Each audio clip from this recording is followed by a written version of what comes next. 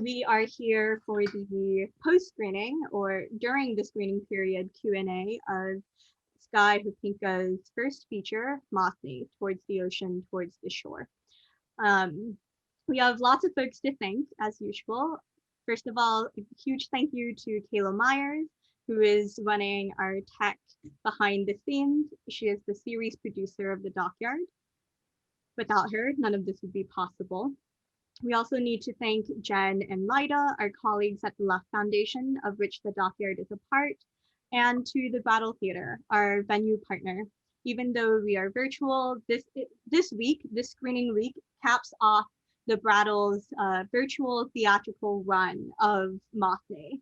And we're both very excited to be collaborating on this screening because, well, not only is the Brattle the venue for the DocYard during a regular in-person screening, but Sky has himself spent some time in Cambridge. And so we like to, extend a warm virtual welcome back to you for that. So with us today, we have a special guest facilitator for this Q&A. That's Cass Gardiner, who is an Anishinaabe Algonquin filmmaker, curator, and writer.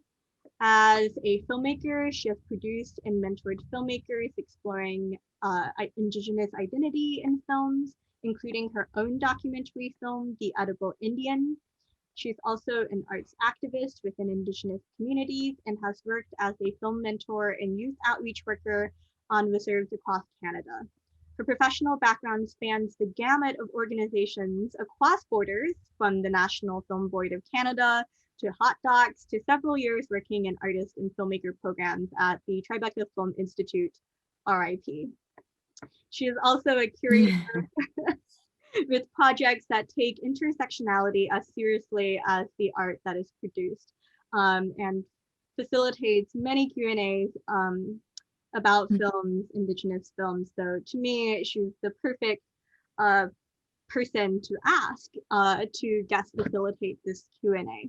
In addition, I did serve on a funding panel with Cass, and I was just so impressed with how thoughtful and sensitive she was to issues of form and content. And that to me matches Sky's work perfectly because Sky Hopinka of the Ho-Chunk Nation also works not only as a filmmaker, but also as a curator and as an advocate and organizer within the filmmaking industry as part of the Cousin Collective, but also supporting other Indigenous artists and filmmakers. He was born and raised in Ferndale, Washington, and studied and taught Chinook wawa in Portland, a language indigenous to the lower Columbia River Basin.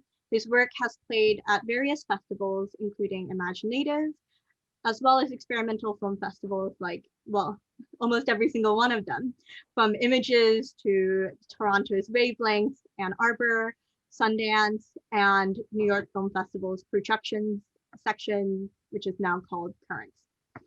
His work has also been shown in museum and art spaces. Just as a couple of short examples, Sky was one of the guest curators of the 2019 Whitney Biennial and was a part of Cosmopolis #2 at Centre Pompidou in Paris.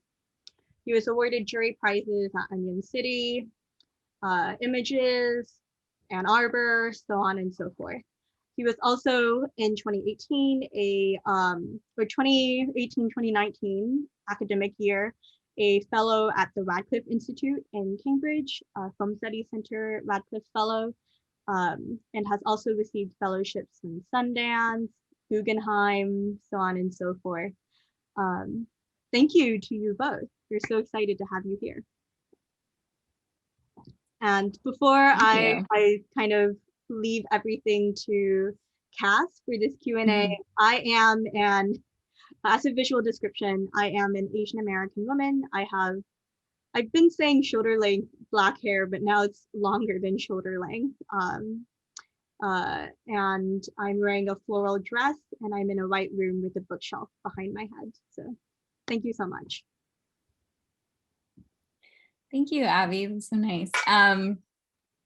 Hello, my name is Cass Gardiner. I am Anishinaabe Algonquin from Kabewek First Nation with family also from Nipissing First Nation in what is now currently called Northern Ontario and Quebec. Behind me, I have a white background that is super blown out because I'm next to a bunch of windows. And I have brown shoulder length hair, and I'm wearing these like bright red and orange earrings and necklaces that are very special to me that I got in Mexico. And yeah, thank you so much for joining me, Sky. I'm just going to jump in because I have so many questions about the film because it was so amazing, if that's okay with you. Okay, great. So watching the film, I know it's kind of like, it's not kind of, sorry, it is about this teaching that's about the circularity of life, but it also seemed to me like it was just like a huge love letter to the Pacific Northwest and also to Indigenous people who are young and just reconnecting and reclaiming their culture. And when I first watched the film, it just from the first like that really like pensive kind of long shot of the ocean and the beach and the waves, I knew immediately this was a different kind of storytelling. And I know that you kind of bill yourself as an experimental filmmaker. And whenever I watch experimental film, and especially yours, I'm always reminded of kind of Indigenous teaching practices.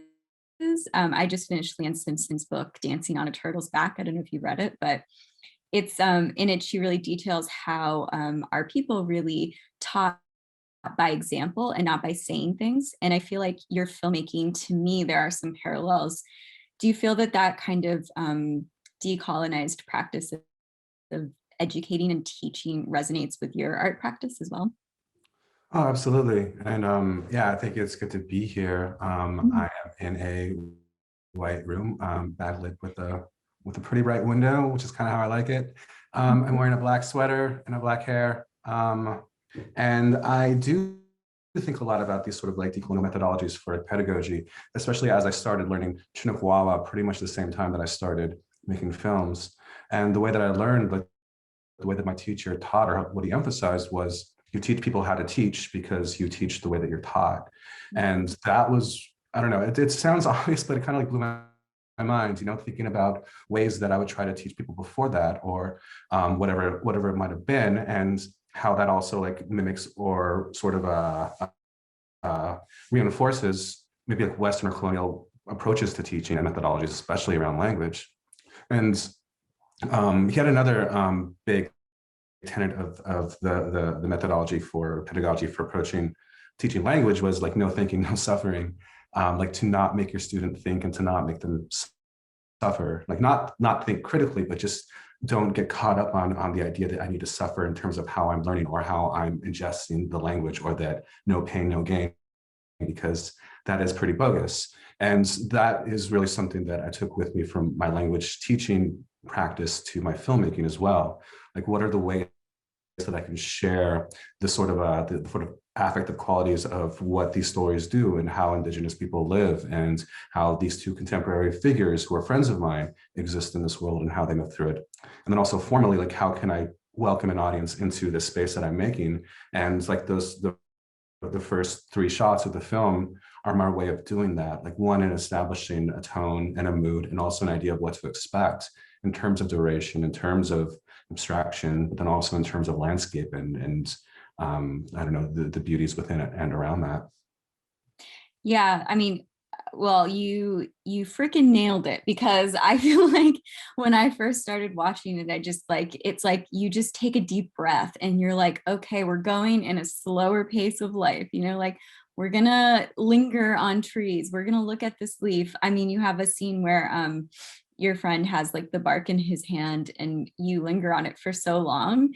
And I feel like, you know, like the impulse of like filmmakers or editors would be like, okay, we're hanging on that shot too long. But it's like, if you really do stop and pause, it's like you can get lost in these like small, like kind of, you know, insignificant, quote unquote, like details, which are, you know, it's like the tenets of indigeneity and like being part of this kind of worldview. So and also just like the handheld nature of the shots really fostered like a sense of intimacy, and also of the fact that you narrated it. It just really was very kind of deliberate. Yeah, it was just great.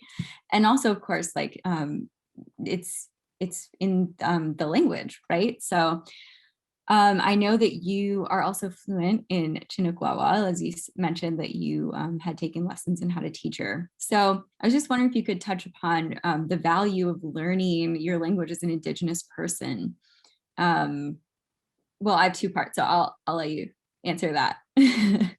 I mean, it's incredibly valuable and incredibly complicated too. I mean, I've been wanting to learn Ho-Chunk, my heritage language from my father's side, since I was like 10, 11, and living in Southern California. So I was 12 or 13. But it was just impossible, like the tribe would send me materials, but the tribe was 2,500 miles away in Wisconsin. Mm-hmm. And so I primarily grew up in the West Coast. And when I was getting my undergraduate degree of foreign language requirements, I wanted to do a native language and I wanted to do Ho-Chunk. But again, Portland's 2,000 miles away from Wisconsin. And that's where I met my teacher. And he really encouraged me to learn the language of the land that I was living on and to help support that community and learn these different tools and techniques and take them back to my Ho-Chunk community and just like kind of spread and share what I've learned in whatever way that I can. And that was always like a big part of just like something that I felt was lacking or missing in my life, or that I was entitled to, like what are our birthrights? It's like our home and our language and our family.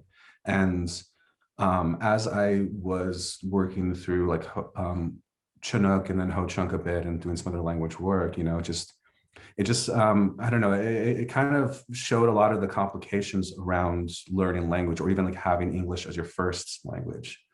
I felt shame for a long time, the fact that I didn't speak Ho-Chunk or grew up speaking Ho-Chunk or Pachanga. But I don't know, like I felt like the work that I've done with language through like the short films that I've made over the last 7-8 years, and also culminating in this film, was a way to work through a lot of those complicated feelings and challenging feelings around, like, one, English is my first language, and two, like I speak Chinook, but I'm still learning Ho-Chunk, and how to not feel that shame, or to make others feel that shame, or to have my students feel that shame, because I don't think that it's a necessary feeling in order to learn your language, and also the things that you want to pass down to those that are learning from you. Yeah, exactly. I feel the same way. I grew up, my whole tribe and band is from Canada, but I grew up in New Jersey, and I was the only person of color probably there. And I don't even look like I am that colored. So I think it was like a lot of these weird feelings of just feeling inadequate, or the fact that I wasn't like physically on the land that was mine, or my ancestral land, just felt like any attempt at going to like powwows for Lenape people or something, like, I don't know, it felt disingenuous to me. And it took me a long time to unlearn that colonial construct that was put on me, that is, you have to fit into, it's like the blood quantum. It's if you don't know the language, and then you learn, well, those things were taken from you. So it's like this, it is like a mental gymnastics that you have to unlearn everything in a lot of ways. And that brought me to, and what you said was so interesting, that you learned a language that wasn't your own first. And I think that in the Indigenous community, we're having like these really robust but interesting conversations about kind of like, if you're on someone else's land, or learning different cultural practices that aren't necessarily your own, but they're still Indigenous, kind of like the value in that. And like, so where do you stand in that? I mean, it seems that it's kind of like good to just learn regardless. I mean, I'm a big advocate of embracing the complexity of it. And it's like, it's such a nuanced conversation. I mean, like, I was born in Washington State, but my dad was a powwow person that, moved from Wisconsin to across the country and ended up in Washington. So that's where I was born and raised. And like, from that, I'd always felt like a guest. And that was always a big part of my education, of like being, like, having cousins that are of the tribe of the land I grew up on, like in Lummi, and having family that's Lummi, but I'm not Lummi. And then moving to Southern California, and like my mom's reservation was 80 miles from where we were, but then also there's other reservations there too. And then moving to Portland and having no heritage ties to that land, but also it's where I was living and part of the community that I was a part of, the Native community out there. And so always these conversations around being, or this idea of like being a guest. And have been thinking a lot about that, like with some other shorts too that I'd made, is like, what does it mean to not be a representative for every Native person? You know, just because I'm Native doesn't mean I can go into this community and make a film about them. But then how do you express the sort of like, I guess, like unwritten or unknown or like internalized rules about what it means to go to a different Native community? And, you know, just accept that there's things that you can't know because you're not part of that community, or the things that, you know, aren't for you. And so I've really like tried to lean into exploring that like through these films, like where, like, I mean, I've been welcomed as a member of the Chinook wawa community in Portland and Grand Round, but I know that, like, you know, what are the boundaries that I can reinforce so that I'm not participating in an extractive practice? And how does that involve, like, you know, with Jordan and with the tribe, and with like showing them cuts and having like feedback and like having conversations, and even the things that are shown in the film or not shown in the film are all part of that complicated way of looking at indigeneity, especially in the United States. I mean, it's like just as complicated in Canada, but I mean, it's just like, you know, it's I'm interested in the questions that are offered, or the ways that we can reassert agency for tribal people about their cultures and their communities through these practices that may involve film or writing or poetry, that I think is exciting and necessary. Yeah, there was even some scenes that I thought were really interesting that you showed, like you showed smudging a number of times, which I know some people are very like, it's taboo to show smudging to people who aren't Indigenous, but I think that in the film it was done very tastefully. And there was also, like, even though it comes from like kind of like an observer perspective, in the fact that the camera is moving and it's like kind of like this unseen kind of force, like, for example, correct me if it's not a powwow maybe, but what was where we see the male drumming circle and there's the people who are dancing at the I mean, it's a kind of, I mean, it's like, there's more of like a jam, really. Okay, I didn't want to just say any gathering is a powwow, but yeah, I mean, but there's certain gatherings like that that are referred to as powwows up there. But I mean, it's like, it's that was the reason why that I was filming those, is because it was like a practice. It was like, you know, a jam that, you know, would happen every night on the canoe journey. People just like come and sing songs. So that informal quality of it was where I felt comfortable with the camera in that space. And even with like, I mean, yeah, with like Jordan smudging in two of those scenes, it really became like how to obscure the gesture that he was doing, but then also how to acknowledge the fact that you can't see it, especially in the second to last shot, I believe, where I just turn and I spin and I go out of focus because I didn't want to film it, you know, when I saw what he was doing. Right. And that's also an interesting thing too. I came up against that a lot when I was curating.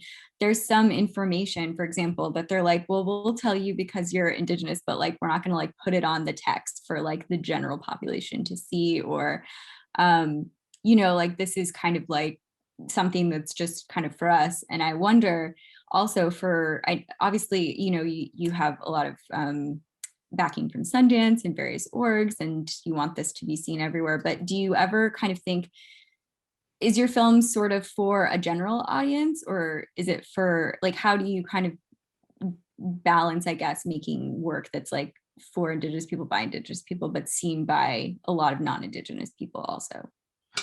I feel like my work's entirely for an Indigenous audience, and if you're not Indigenous, you can still watch.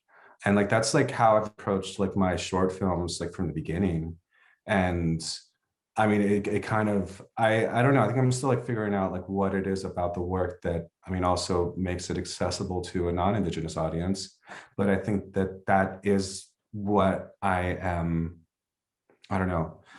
It's like, I think a lot of one of the first films that I saw that really inspired me to think this way, or to see an example of it, was a film by a Pichitpong Weerasethakul called Uncle Boonmi Hooken Calls Past Lives, which is about a very specific region in Thailand and about reincarnation and like their beliefs, and represented through cinema. But it's like, if nothing is explained, you know, it's like, it's a very opaque film, and but it's a very beautiful film. And I have no idea what the cultural references are.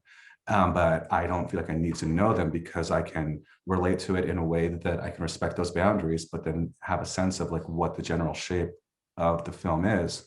but like white people love it, you know, they're not asking him the questions that they ask us in terms of contextualizing, and like they want to be taught, they want to like, you know, where's like the 3 or 4 infographics or text cards that give the background or historical lesson. And like those films are important to have, and the work of those films are important, but I think there's also room for making work that you don't have to explain anything. You just like talk to the audience and use the shorthand, use the vernacular, use like the gestures in a way where it's just like natural and fluid, and not having to explain what they are. And like maڵni is definitely like a film in line with that, where there's a lot of references to certain things specific to the region, to the culture, to the language that I'm not explaining. But I feel like those are the sorts of things that's it's like, I mean, it's just there's this constant conversation that I do have, like the especially with other filmmakers that I know, just this idea of knowledge and information, you know, like what's the difference between both? And if I can like show you that something is there and leave it to you to figure it out, if you're not part of the community, like that's more important to me than trying to explain what it is, like in a text-based way or in a like a scientific, qualitative, quantitative sort of way. It's like it's those moments, it's those sort of like broad areas of uncertainty, or just the sort of like way that feelings can be a factor in how you interpret something or how you view something, that I think are important, like for Indigenous audiences and non-Indigenous audiences, a way of communicating the ineffable. And so like, yeah, I mean, it's funny too, like, I mean, like I got support for the film, but not a lot.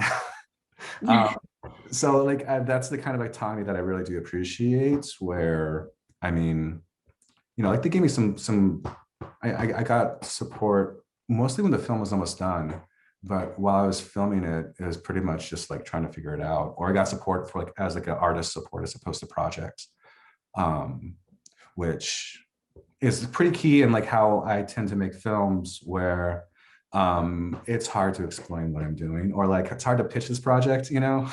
Sure. Like I can, it's, I mean, I've tried, but also knowing that the pitch is entirely different from what the film will turn out to be. Sure, of course. And just like the process is completely different also.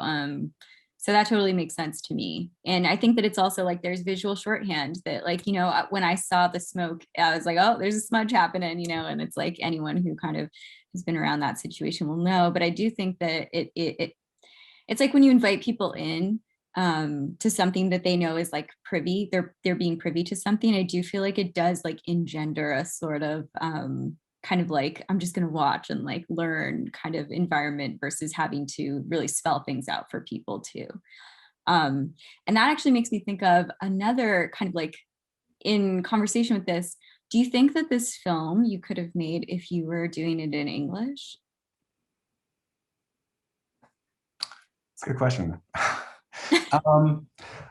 I think it would have been a different film. I mean, just by the way it was constructed, like originally, like, I mean, Jordan and I had talked about making it entirely in Chinook, and then early on Sweetwater joined the project and she doesn't speak Chinook. And so I was like thinking of different ways of like addressing that, but like ultimately it just made sense to just subtitle her words in Chinook and Jordan's in English, and just like, and going back to what I mentioned about shame, you know, like, well, why am I creating hierarchies between who speaks the language and who doesn't? And so it just made sense to treat them both like flatly in that sort of way. Like the treatment of Jordan's language is the same as the treatment of Sweetwater's language. And the narration really came about because I couldn't figure out if I wanted to write in Chinook and then read it, write in English and then translate to Chinook. And ultimately it neither felt natural. So like I watched the first 20 minutes of the film as the first part that I put together, more or less. And I just like started talking over it into a microphone and describing it and seeing where that went. And so very much it was like me talking in the language through the film about the film. And like, that's like what I ended up doing for the rest of it for the narration. And I don't think I could have done that in English. Oh, that's so interesting that you shot it and kind of like in the editing room, then started the narration process. But it does make sense because like at the beginning, it's kind of like, you know, it's very descriptive. It's kind of showing you exactly what you're seeing. But to me, I feel like that's like how so many of our stories start, and like so many of like the oral history. I feel like a lot of it is like explaining or like kind of like painting a picture. So I thought that was like just, you know, you had already like written it out. So that's very interesting to me and very cool. Speaking of Jordan, I liked the part where you asked him about like his hair being long, and it kind of like, I mean, this is like the same kind of conversation, except visual markers of indigeneity. Him saying that, you know, people see me and they don't necessarily see that I'm Indigenous, but then when they see the long hair, they know, oh, there's like something to this guy that's maybe not what I first thought. And how he says, you know, I become stronger and I know who I am more and more. And so I don't need that like kind of external validation from other people. But that part like really resonated with me too. And I was just wondering, because this film does seem to kind of be like a bit of a like rumination on like indigeneity traditions and traditional Indigenous kind of practices brought into the contemporary, and like what are we doing and how are we using it. So I was just wondering, yeah, just like your thoughts on kind of like the traditions that we bring besides language. I think that's like, yeah, it's a big part of like one, like, you know, decolonization, but then also how does transculturation fit into decolonization in terms of like what do we adopt, what do we leave behind, and where do we go from here? And language is a beautiful example of that, because language is always changing and shifting. Like there's no way that I'm going to speak Ho-Chunk the way that, you know, my grandmother did, because we just had a very different life experience. But that doesn't invalidate my experience or the way that I would use the language, or how the language shifts and change and adapts and to fit who I am, or who people are part of like my language speaking community. And like with the film too, I mean, like I think it really came together with the editing, or just like I saw the connection there where, like, you know, Jordan is talking about like, you know, engaging in the acts and the gestures and the traditions and ceremonies of his ancestors. And then at the end of the film, you know, it's like trying to figure out what cycles he wants to pass on to his children and what cycles he wants to leave behind. Mm-hmm. And it's just that parsing out that is so complicated. You know, it's like figuring out, where do we learn the things that we learned, and what place do they have anymore? If there were things that, you know, were taught in a colonized context to our grandparents and got internalized into an Indigenous way of being, then how do you parse that out? And there's no easy answer. And part of the general thesis of the film, really, or the inception of the idea, was just to like not tell the origin of death myth, like reenact it, but to look at the repercussions of this myth on people living today, and to see it as a continuation of this line of the origin of death, of the origin of the story, and then how these two people are living through the ramifications of that, or living as it exists within their culture and our culture. And that's another thing I've been interested in too with some other short projects. Actually, one of the sort of short films that I made in preparation for this film is called Lore, where, I mean, it is about, or it's this broader idea of like how to make new myths, you know? Like myth making didn't stop in 1905 when anthropologists documented stories, you know, like, and how to kind of reinvigorate the practice, or see like the validity of the stories that we're telling today as a continuation of myth making, and that being an active participation and continuation of a very important tenet of these multitude of cultures and communities. Yeah, that's actually was going to be one of my questions. It's that or it is rather, but like at the end of the story, something that I always just find very interesting is when we tell our stories, usually at the end, the person who's telling the story says something like, I believe in this one, it was like, maybe it didn't happen the way I told it, or, you know, it's like a very common thing, or it's like, or it could have happened somewhere else. This is just how I learned it or heard it. And it's something that for Indigenous storytelling, we do that to signify that this is like the storyteller's version of it. It's something that was passed down, and it's kind of like through the process of telephone. It's like things may have changed. I may have added something. I may have forgotten something, but this is the gist of the story. And this is how I've kind of interpreted it. And really just acknowledges the author's hand in the telling of that story, which is something that's very unique to Indigenous storytelling. And so my question was going to be, which just still is, what are you kind of, where is your author's hand in this story by you telling it this way and in this time? I'm glad you picked up on that too, like with the ending of the story. Like, I mean, it's always the sort of uncertainty, and then also like this, that's all I have to say, you know. And I Yeah. always end like that. Um, and I mean, I feel like my hand is as a participant and as the constructor. And I think that I like that accountability because it shows like how subjective it is and how subjective my interpretation is, which is what I love about experimental film too, because there's a lot of like formal gestures already within the language of this filmmaking practice to then be employed in terms of making an Indigenous cinema or trying to question what is an Indigenous cinema. Um, I mean, I constantly think about like, you know, handheld camera movements. I read this interview with Kevin Jerome Everson, who's this amazing filmmaker, and you know, he shoots a lot of films about, you know, Black community and stories, but he does a lot of long takes, and I think he almost exclusively shoots handheld, like on 16 millimeter. And it just like, he was talking about it in terms of like presence and in terms of like showing the hand of the maker or like the place of the maker within the film and not trying to remove them from it. And I just thought that was really beautiful and has always stuck with me. And so like that's like where I like to think of myself as the camera, or like the proxy for the viewer in some ways. Like, you know, what are the meandering sort of like turns that I can take where it is like looking at, you know, a plant or a tree or a stream for like a minute and a half. But then also too, like, how is the camera interacting with, you know, Sweetwater and Jordan in these different places? And how am I asking these different questions? And I'd always thought a lot too about the visual approaches or tactics that might, you know, like the oversaturation of colors, like visual abstractions, as a way of pointing to the construction of it and the artificiality of it as like not being real, you know. Like, I mean, I don't want to be representative of this sort of like ideal truth of what this world is. I mean, I want it to be seen as a subjective experience from a very subjective person and not like the voice of an entire group of people. Yeah, definitely. And like a lot of the shots are out of focus sometimes, where it's like the main thing isn't in focus. And I feel like usually that really bothers me, but it feels very purposeful in this film. Like there's kind of like, yes, like this person is talking, but like, look at this background, look at this stream, like, look at all these other things that are happening that maybe it seems like you as the director are kind of like taking us by the hand and being like, yes, but like there's all this other stuff happening too that maybe you wouldn't notice right away. And I also felt like in the powwow, or sorry, the gathering for the canoe trip, there you get to hear like the whole like men's drum circle song. And I feel like those songs are always like by Western standards very long.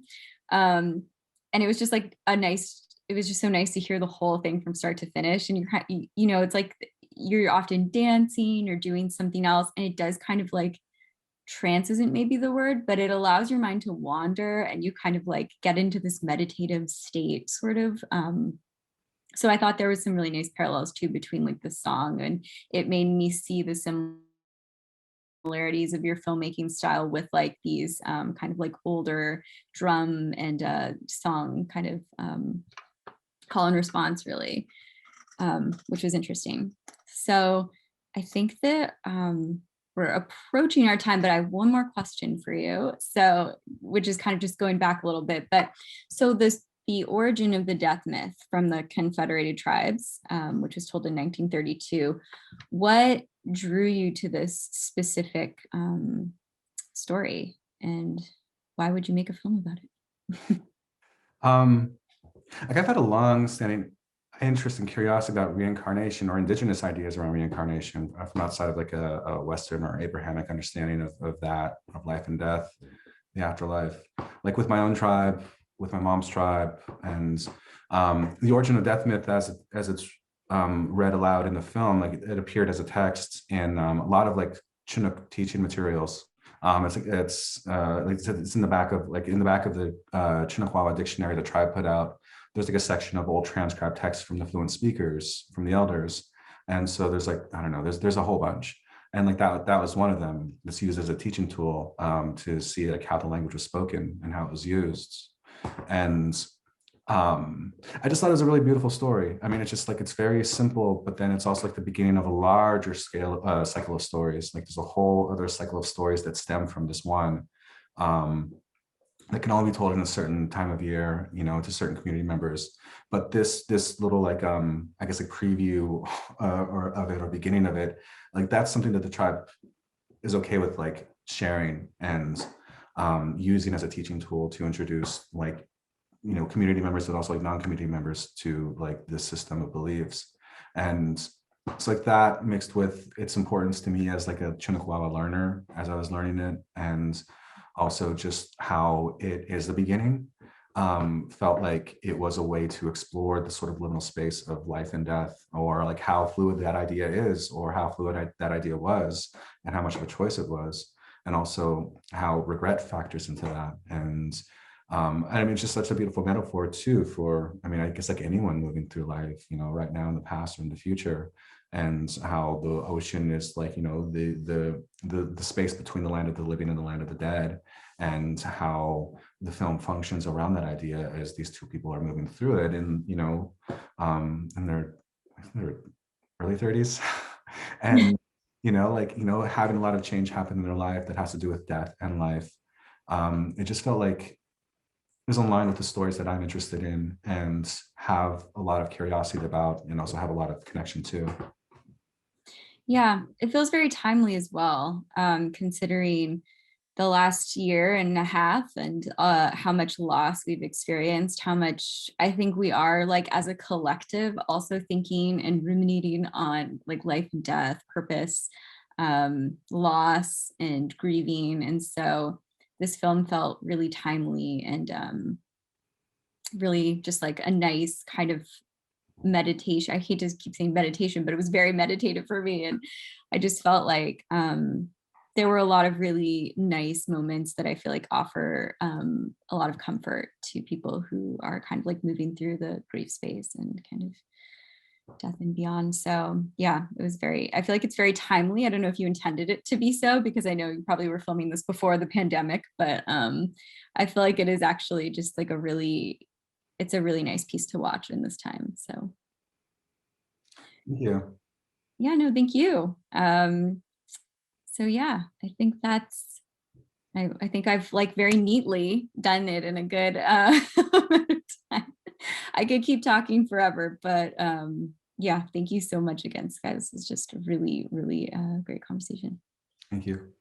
Yes, thank you, Cass, and thank you, Sky, for joining us within this space that we are holding still for screening cinema and screening films. I was able to watch MAÄNI at Sundance, so I do hope that you know, anyone watching today will be able to also watch this film on the large screen, because I do think that there are moments where like I felt like the screen was coming closer to me in its abstraction, and I liked that feeling of being enveloped, you know, immersively as well. So thank you so much, everyone, for joining us tonight, whether you are here live or watching the recording. Please say hello in the chat if you are here and you enjoyed this conversation. And otherwise, we will be back in 2 weeks for the very last screening of the DocYard season. That is Salome Joshi's Taming the Garden. She is returning to the DocYard after her previous film was screened here, The Dazzling Light of Sunset, and she's returning to rural Georgia, the country, to investigate the removal of century-old trees.